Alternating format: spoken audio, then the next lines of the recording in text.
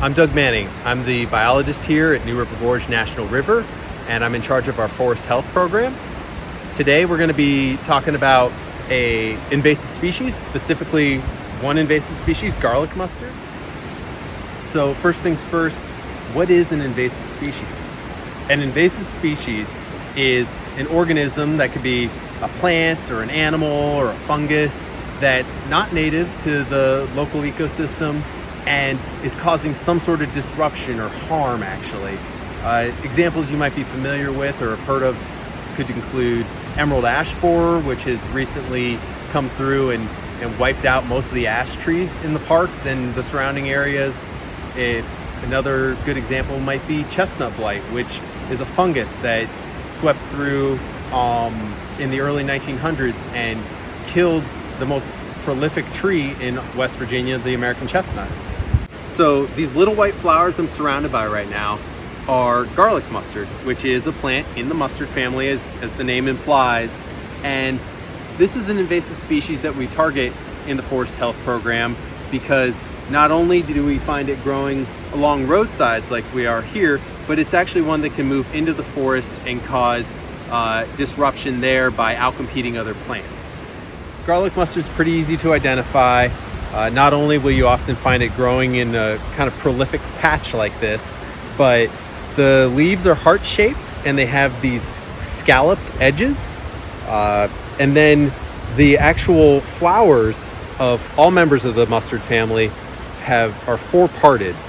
There are four petals, and those flowers develop into these long linear seed pods that can produce hundreds if not thousands of seeds on single plants. And then the other thing that really can help kind of key in on whether or not this is garlic mustard is actually crushing the leaf and smelling it.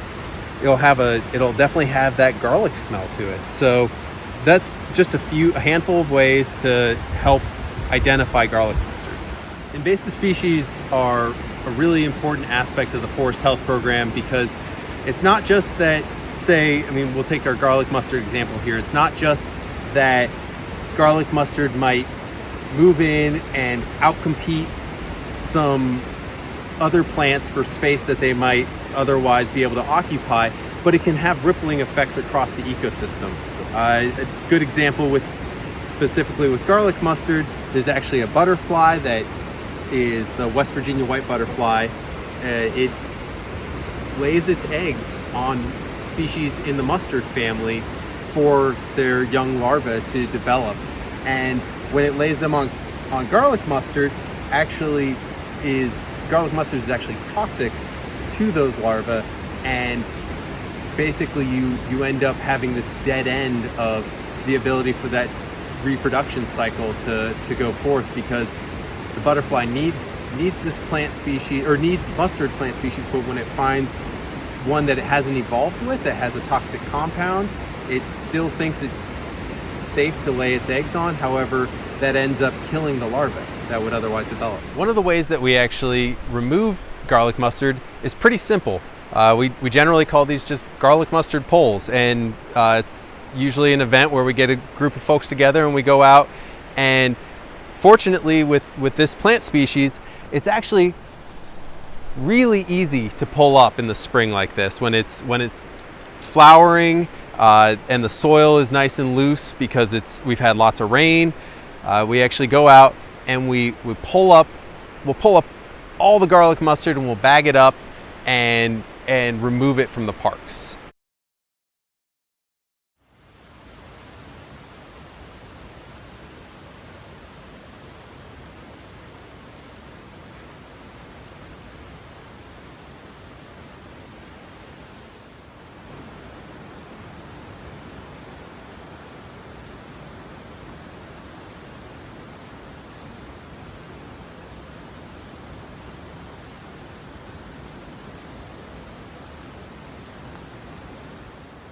All right, we got our bag of garlic mustard. We pulled all of them up here, so we're gonna take it and dispose of it properly.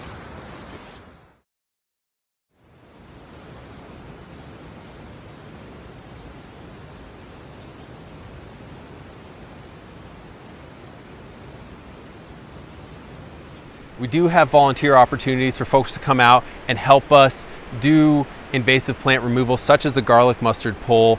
And those are opportunities. If you want more information, you can go to our social media, or you can go to the park website and look for those volunteer opportunities where you can come out and be with folks working in the parks who know how to identify plants and properly remove and dispose of garlic mustard or whatever invasive plants we're looking to target.